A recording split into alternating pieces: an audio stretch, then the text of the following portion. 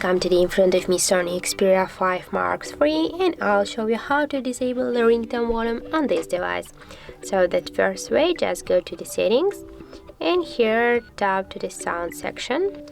Now you can see here the ring and notification volume, and just to turn it off, swipe with your finger these blue dots to the left side, and that's how it looks. And the second way, that's just here on the right side of your phone you got the volume buttons. Just tap on one from the volume buttons and go here to the settings icon, and as can you see right now, we got here the ring and notification volume. Just by the same way, swipe this dot to the left side and tap to done to save all the changes. So that's how it looks. If you found this video helpful, leave a like, comment and subscribe our channel.